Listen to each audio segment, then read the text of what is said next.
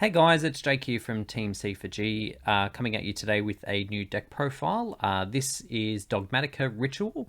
It's a deck I started playing a little over a week ago. I've wanted to play it for quite some time. It just seems like it's quite a bit of fun, so thought I'd give it a go. And yeah, quite enjoying it at the moment. So this is what I've come up with so far. If you do have any suggestions or questions about the deck, feel free to jump into the comments below and let me know. Before we do get started on this one, though, it is brought to you, of course, by yourplaymat.com, who got us our beautiful NolanTCG extra deck sleeves. These are available on yourplaymat.com, as well as you can get custom sleeves and custom playmats, so whatever you need for the current format. There is an affiliate link in the description down below that does get you a little bit of a discount on your order. Also, enter the code NOLAN10YP for 10% off your order. Also kicks back a little bit to the channel, so everything will be very much appreciated. If you're shopping there, you're getting custom sleeves, custom playmats down. Make sure to enter our code at checkout. But let's get on into this deck profile. So, needless to say, we start with 3 of the Dogmatika Ecclesia. Yeah, pretty much gets all your plays started. It's one of your sort of main monsters. It's quite nice in ulti too, has to be said. So yeah, quite like that one. So yeah, if you weren't aware, searches any Dogmatika card on summon, and while it's on the board, can't be destroyed by extra deck monsters by battle. Yeah, just really solid card. Next we have 3 Diviner of the Herald. She's one of your other normal summons. So yep, sends a fairy from the main deck or the extra deck to increase its level and all that kind of stuff. So generally speaking, you're going to be sending Herald of the Arclight from your extra deck to be able to do searches. And then she's your link material to get stuff in the bin for other cards, which we'll get into in a sec. Then we have 1 Dogmatika Fleur-de-Lis and 1 Dogmatika Maximus. So Fleur-de-Lis, a negate for extra deck scenarios, and Dogmatika Maximus can banish the card from the bin that's from the extra deck, and then sends 2 cards from each player's extra deck to the graveyard. So again, get your Herald of Arclights, your Entices, and all that kind of stuff in the bin. Then we move on to 2 Magnamut and 2 Druis Worm. So this is just what I'm working with at the moment. There may be some changes to this only because it's not particularly impactful in the current meta. Not a lot of stuff's going to the graveyard that it can target and get a huge benefit off. So yeah, may change these out for some other more generic cards, but at the moment I'm quite liking them. Then we move on to some hand... no, we'll keep going with the rituals. So we've got White Relic of Dogmatika, and we've got White Knight of Dogmatika. So these basically, while she's on the board, level 8s can't be destroyed by battle. Level 8 or higher Dogmatika. If a card is summoned from your opponent's extra deck, you get to look at their extra deck and send another card, and on summon it targets another monster you control, and then it or the other monster will gain attack equal to the other monster you control, targeted rather. So you can make her quite beefy with the card I'm about to go and show you. White Knight, if your opponent activates a card or effect, you can send a card from your extra deck and their extra deck to the graveyard, and if you do, it gains half of the combined total attack for the rest of the turn. So again, it can be quite good, and yeah, can start doing some stuff off turn to sort of interact with your opponent. It is quite weak on its own. It kind of needs some stuff around it, but pretty solid card in general. And then we move on to one of the newer supports. We've got 2 Dogmatika Albazoa. 4k, massive body. While it's on the board, all your Dogmatika monsters are unaffected by the extra deck monsters. So really solid protection. And it can do one of 2 things on your turn. It either sends all your opponent's extra deck monsters that are on the board back to the extra deck, or they send, for every 2 cards in their extra deck, a card from their hand or extra deck to the graveyard. So when you're going first, it's super solid interruption, being able to get rid of half your opponent's extra deck before they've even started playing. And yeah, going second can start bouncing the board.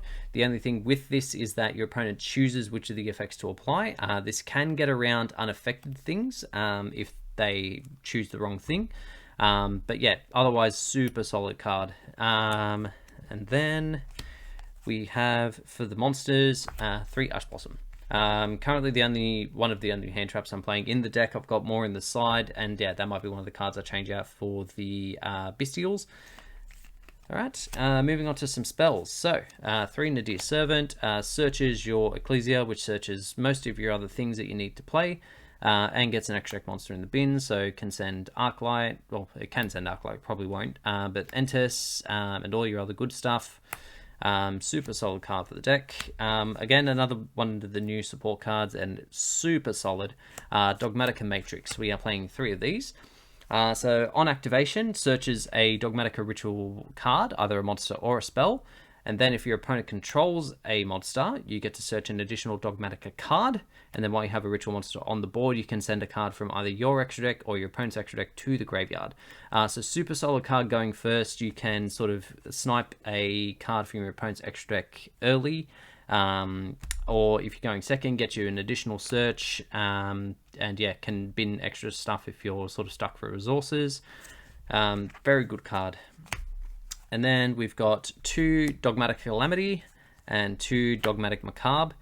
So Dogmatic Calamity sends from your extra deck in order to ritual summon, and then this Dogmatic Macabre can banish from graveyard, fusions and synchros specifically, in order to ritual summon. This one has a benefit as well. If you complete the ritual summon and you control both White Knight and White Relic, you get to send an additional card from your opponent's extra deck to the graveyard. So yeah, again, another super solid piece of interaction before your opponent's even gotten to play that you can start sending their own stuff. Can be a little bit complicated to get all 3 ritual monsters on the board at the same time, so probably won't come up super often for that second effect, because Zoa's just a super solid card. That's probably what you're going to be going for more often than not. But yeah, the option is there. Then we've got 3 pre-prep. So your target in this is Dogmatika Macabre, because in that later part, as I mentioned, it mentions both White Knight and White Relic. You can search either one that you're missing. So super solid to be able to do that. So yeah, absolutely playing 3. Super solid card. And then to round out the spells, we have 3 Triple Tactics Talents, 2 Triple Tactic Thrust, and 1 Call by the Grave. The deck doesn't lose to a huge amount of hand traps, but people are going to try and interrupt you where they can. So having these cards is sort of beneficial for you being able to interrupt or get extra resources. And then to round out traps, we are playing 2 Dogmatika Punishment. Again, bins extra deck stuff, removes stuff from the board. You get extra resources in your bin. And yeah, obviously searchable with Ecclesia, and 3 Infinite Impermanence. So being able to turn off any problematic cards sort of off turn and stuff like that. Because yeah, one issue the deck does come up with is main deck monsters. Obviously you don't have protection from those, so just need to be careful on some of those. So on to the extra deck. So most of these you're not actually going to summon. Most of them are just to bin to get other stuff. This is one of the few that you do summon, or you can summon rather, Despian Lulu Lilith. So that's part of why I have the Bestials in the package at the moment. Because when you summon your Herald, your Diviner to send Herald, it becomes level 6. You banish the Herald to summon one of your Bestials, and then that makes your Lulu Lilith. On board,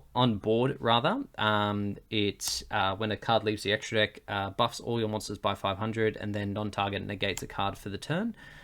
So again, really solid interruption considering how the deck plays. So if you can get to it going first, it's great. But it does also have a benefit that when it's in the graveyard at the end phase, you can summon the spellcaster with the same attack and defense. So that can get you an Ecclesia to get an extra search before your turn goes. And the other 2 that you're generally summoning are Salamangreat Owl Mirage and Secure Gardener. So this is generally what you'll make if you make Diviner and you don't either have the ability or don't want to go into your Lulu Lilith. You will make these in sequence like that. So you've got an extra deck card in the bin to be able to use with your Maximus, and you've got an extra deck monster on the board to be able to use with your Ecclesia. Then we've got the Tri-Brigade Arms Blacephalus II, and we've got Garura. So these sort of work in sequence. So that can be used as anything really. It can be used as a punishment or Nadir Servant target. That will send this, and this will net you an extra card. Then we've got Five-Headed Dragon. Again, definitely not summoning this. This is your main way of getting out the Albazoa, because you need to send a monster who has the exact same level that's either a fusion or a synchro. So this one is probably the biggest benefit, because if you don't happen to get to it, it's also a really good removal target for Dogmatika Punishment, because, yeah, highest attack value that a sort of main deck monster can have. Then we've got Titaniclad. Again, yeah, you're more often than not sending this in order to get you a search for Ecclesia or some other Dogmatika monster in your end phase. Then we've got 3 Entis. So this is your off-turn interruption as well. Super solid card. Not once per turn either, so if you have a way to send multiple and clear multiple cards, you can. Again, apologies for the mixed rarity. I'm not a big fan of it myself. It's just what I had available. Then we have Grand Guignol. Again, this hasn't come up for me yet, so this could be almost anything else. But yeah, that one, if your opponent uses the monster effect to summon, banish it from your graveyard, and then you can summon the Lulu Lilith from your extra deck. Then we've got 3 Herald of Arclight. Again, apologies for the mixed rarity. Again, not once per turn, searching for your ritual cards. You've got a huge amount of stuff that can search it anyway, but these are hugely beneficial. And once they're in the grave, you can use your Dogmatika Macabre in order to summon other stuff by banishing them. And then finally, a Cyframe Lord Omega. So that's a really good recursion for the deck as well, putting your stuff back in so you can then search it again. So yeah, and again, not once per turn, so if you have ways of sending it to the grave multiple times, you can recur multiple things.